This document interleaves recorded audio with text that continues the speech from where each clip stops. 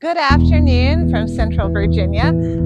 If you were watching yesterday's video, you know that I came out to the garden after a few days of kind of neglect because of this deer dog bite situation. And squash vine borers had killed a couple of my squash plants. So I've got to get some help in here today, which my family's generously offered to do. And we're going to take care of that plant. I'm going to be removing it entirely. I'm going to be throwing some more mulch down in that spot and maybe some compost. And then I'll be planting some new things into that spot in a bit. Uh, I'm a little bit bummed about it, but honestly, these plants were kind of on their last legs. The other thing I really need to do is take care of my tomato plants.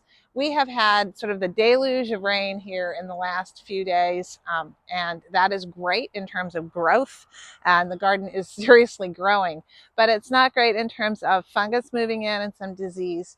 And so I do have some issues going on with some of my sauce patch tomatoes, and I want to go ahead and give all of my tomato plants a good spray down. I want to remove any damaged leaves, and that's obviously I can't do that one-handed. So I'm going to have my husband hold the tank and deal with that, and I'm going to do the spraying while keeping my hand well out of the way.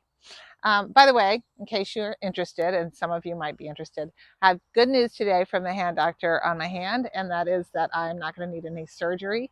We're mainly just going to watch out for infection, make sure that that's kept under control. I do have infection going on, so I'm keeping this hand really out of the garden until he gives me the A-OK on that. So that's good news. So let's go take a look at what's going on in this garden. It's a little after 5 p.m. in the afternoon here, and the garden really is looking nice. The pollinators are still definitely out. I just can't believe how much growth took place as I was gone. So walking by the eggplants with the flea beetles still attached, that's rather annoying. On by the collards, and here is my squash. This area, although it has not been impacted yet by the vine borers, I am getting ready to pull these plants because they're just reaching the end of their productive life. I'll probably give them a few more days just to see, but I'm just not getting the kind of production I want off of them right now. Mainly I've got a lot of leaves. But these guys, these are the ones that got totally impacted by the squash vine borer. And you can see the damage that was waged here. So these are the ones that we're just going to pull out. We're going to cut out and cut our losses on this. As I said, they've been getting kind of old anyway, and there's no use keeping really old plants in here. Mainly be this one over here. Whoop, yep, look at that. Well, I was able to do that one even without my helper. This one may still be surviving. These are looking pretty puny to me.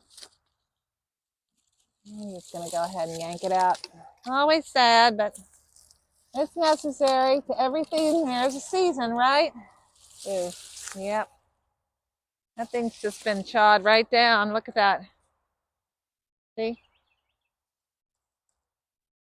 This is my tomato sauce patch, and it is growing pretty well, has good fruit set on it.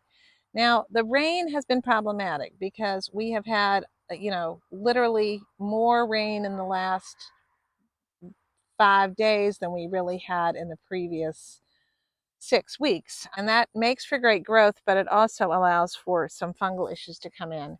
Now, here is the issue. Some of these plants are just not looking healthy, and I'm really not sure what is going on. They are planted next to the sunflower, which did have some leaf issues, and I'm just wondering whether there was some kind of transference that went on. I think I'm going to take the second plant there, which is the one that looks the worst, and I'm going to go ahead and sacrifice it. I'm going to pull it out. I really do hate the idea of pulling out sauce patch tomatoes, but I don't know what this is. I don't know whether it's some kind of blight coming in or if it's just worn out leaves or what. These tomatoes, which were growing right along the fence in a row, these are also part of the sauce patch, and they're actually growing where the peanuts grew in a row here last year. And I just look at the growth on those things, but they just got so huge and they began to fall over and into the sauce patch. So my husband and I went ahead and we put some additional supports in at the end, and I kind of made a mini Florida weave trellis, and I'm going to try to just get these up and off the ground so that they have plenty of airflow. We also pretty much cleared out this entire the zucchini plants that were there. I left one that had healthy growth and healthy leaves on it, and probably has its own independent root system. My last task is to work with these eggplants here. I'm going to put diatomaceous earth on them and scatter that around to try to smother out and irritate these flea beetles. Flea beetles are a big problem with eggplant in this area. I'm happy to report and show you something. Look, look, look. The very first eggplant are starting to set on my eggplant plants. There's one on this plant. And 1, 2 over here. And just in case you want to know what a flea beetle looks like, see that right there? It's going to jump. That's a flea beetle, but I'm going to squish him first. Oh, you little innocent flea beetles. Just munching on my plants. This is DE, diatomaceous earth. It's not going to kill any pollinators, doesn't hurt them, but it's supposed to irritate the soft-bodied beetles. And definitely, these guys are soft-bodied beetles. So just sprinkling it around. I'm just so happy to see fruit on these plants. And I'm going to sprinkle it down below too, because they'll crawl through that. So that's step 1 of garden cleanup. I think it's going to take a while. Oh my goodness, I'm seeing the goldfinches over there coming in to get the sunflowers. They love my sunflowers and they love the seeds in there. And they're just so pretty. I love seeing them come in. I'm really happy to have these sunflowers there for them. That's exciting to see. Evening is a great time to be in the garden. You see the final birds, you see the final insects. The pollinators are actually starting to go home now for the evening because the sun is going low in the sky. And I need to go in and make dinner for my family. Actually, with this, I'm not making much dinner. I'm going to go direct dinner for the family.